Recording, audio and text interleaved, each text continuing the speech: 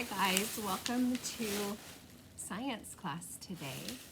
You may be thinking she's officially lost it. What in the world is she doing sitting with all of these plastic bags?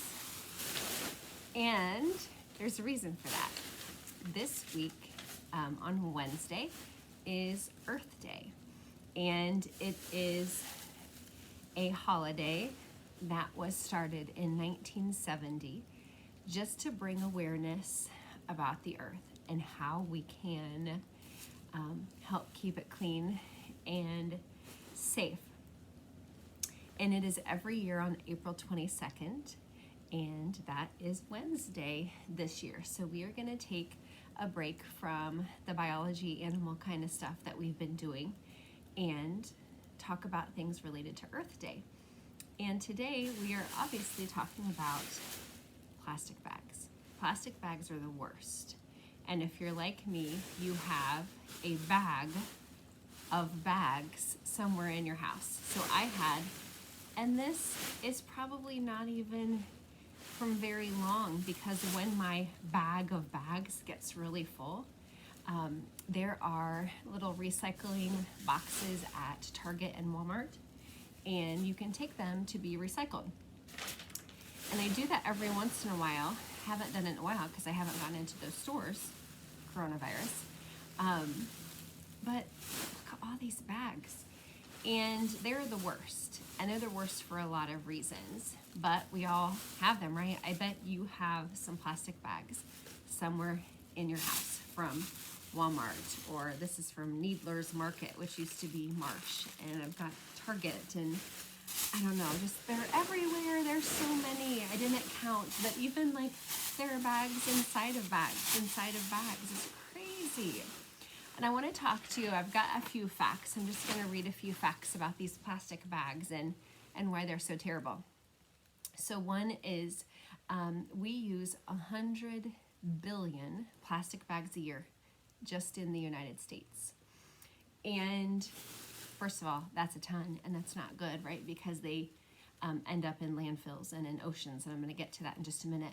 But these are actually made from oil, fossil fuels. It says 12 million barrels of oil to make the plastic bags that we need for 1 year. It says that the average American family brings home 1,500 bags a year.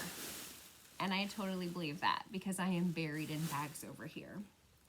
It says, this is kind of a really terrible statistic, 1% of bags are recycled. So 99% of those bags that we use aren't recycled. So if they're not recycled, hopefully they're reused, but most likely what happens to them? They're thrown away. It says that 80%, and this is the worst part in my opinion, is about the oceans and how they can pollute the ocean and harm those marine or water animals. 80% of the ocean plastic pollution comes from land originally. So you may think, well, I live in Indiana. There's no ocean around here, so who cares if we throw these away? You would be surprised at how far these things can travel and how many of them really do end up in the oceans. And speaking of that, let's talk about how it can affect those ocean animals that we love so much, so like dolphins and sea turtles and fish and whales and sharks. It says that 267 different species have been affected by plastic pollution in the oceans. Not just 267 animals, 267 different species of animals. And it says that every year 100,000 marine animals are killed because of plastic. And a lot of times it is these bags. We know, thanks to the Visco Girl phase, that plastic straws are a part of that. And those plastic rings that come on some like soda containers or Gatorade containers, those are pretty bad too. But plastic bags are awful and a huge part of that problem. says that 1 in 3 leatherback sea turtles have been found with plastic in their stomachs.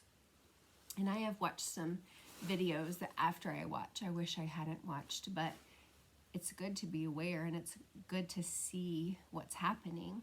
And they find fish and turtles and dolphins and whales all the time dead, and they wash up on the beaches of the ocean.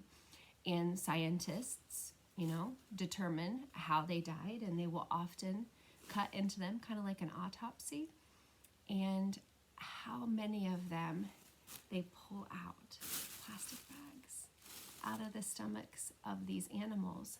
And a lot of times they get confused and think they're food. I read something where these will look, and you can kind of see that, a lot like jellyfish in the water. And so animals that eat jellyfish will accidentally eat these. These can often get caught into other things that animals are eating, and then they ingest these as well.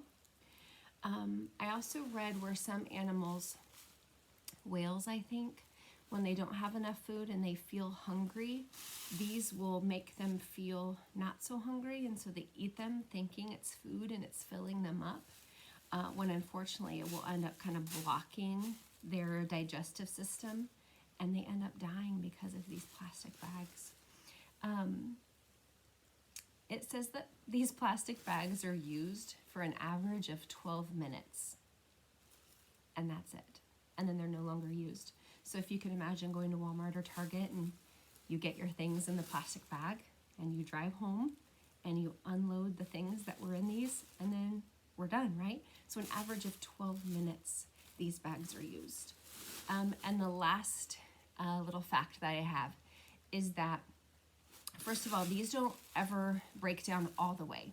It's not like something that's biodegradable or something that will decompose all the way. So, if you throw a banana peel out in the field, it's eventually going to decompose all the way. It's no longer going to exist, right?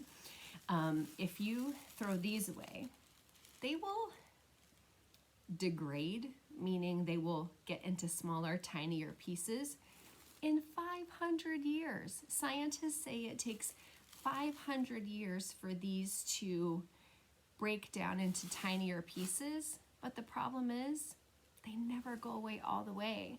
So even though they're breaking down into tinier pieces, it's still just tiny pieces of this plastic.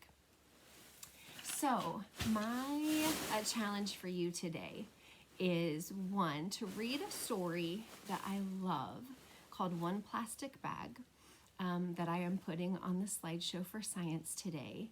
Give it a chance. I know some of you are going to see it and think, I don't want to read this. This looks boring. Give it a chance. Read and listen to the book. It's so good.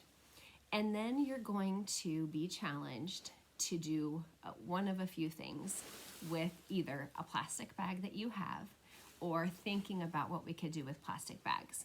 So some of the choices are going to be to literally take a plastic bag and to turn it into something else.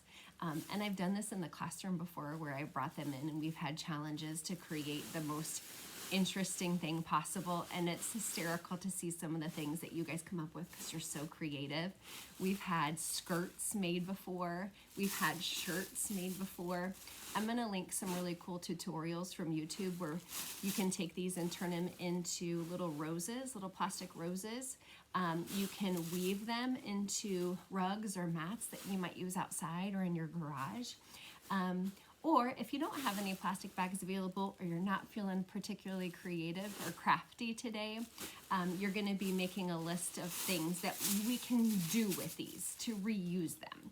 So keeping them in maybe the bag shape, not transforming them, but we're done with them after 12 minutes, right? Let's come up with a way that we can give them longer life so that they don't get put into the trash, into the landfill, and then definitely not into the oceans. So enjoy science today, read that book, and I want to see what awesome creations you can come up with out of plastic bags. Have a great day. Bye.